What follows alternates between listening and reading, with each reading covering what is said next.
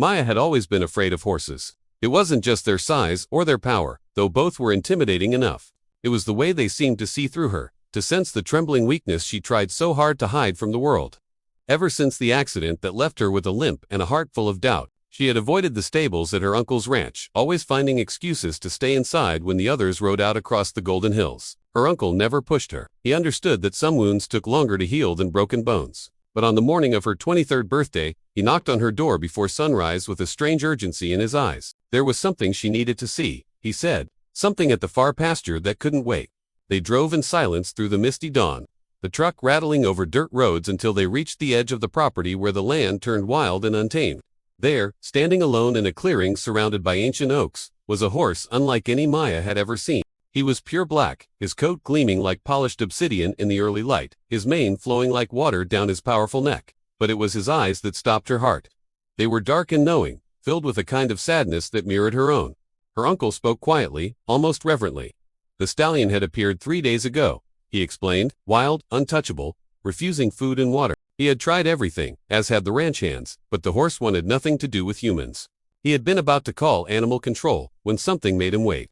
Something told him this horse was waiting for someone to. Maya felt her chest tighten. She wanted to leave, to return to the safety of her room and her carefully constructed walls. But her feet carried her forward, drawn by an invisible thread she couldn't name. The stallion's ears flicked forward as she approached.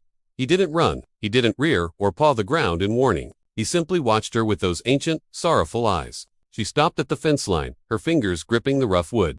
For a long moment, neither moved. Then, slowly, impossibly, the stallion walked toward her. Each step was deliberate, measured, as though he was making a choice he had been waiting his whole life to make. He stopped just inches from the fence, his breath warm against her outstretched hand. Her uncle's voice came from behind her, barely a whisper. He had never seen anything like it. The horse had chosen her. She could feel tears streaming down her face, though she wasn't sure when they had started. Her fingers trembled as they touched the stallion's velvet nose, and in that moment, something inside her cracked open.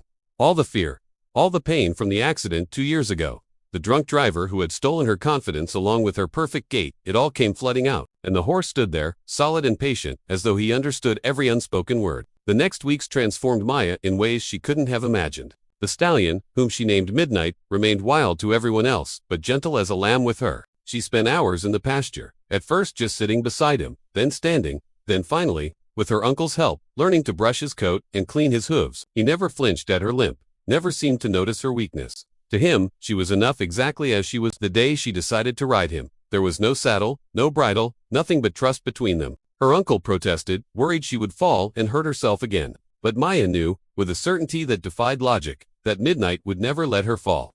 She pulled herself onto his back using the fence, her bad leg screaming in protest, her hands tangled in his mane. For a heartbeat, they stood perfectly still. Then Midnight began to walk. It was nothing like the riding lessons of her childhood. There was no control, no commanding this powerful creature beneath her. Instead, there was partnership. She moved with him, feeling his muscles shift and flow, trusting him to carry her weight and her brokenness both. They moved from a walk to a trot, then to a canter, and finally to a gallop that took her breath away. The wind whipped through her hair, and for the first time since the accident, Maya felt whole. Not healed, not fixed, but whole in her imperfection. She was laughing and crying at once, her heart so full it might burst. They rode across the hills as the sun climbed higher. Two wounded souls who had found each other against all odds. Maya understood now that Midnight had been running from something too, carrying his own scars, his own fear of trusting again. They had needed each other.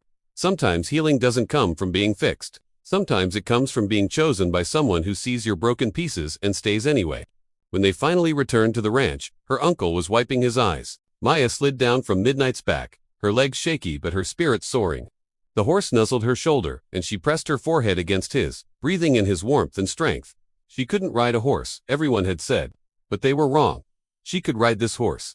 The one who had chosen her, the one who had taught her that sometimes the wildest hearts understand us best.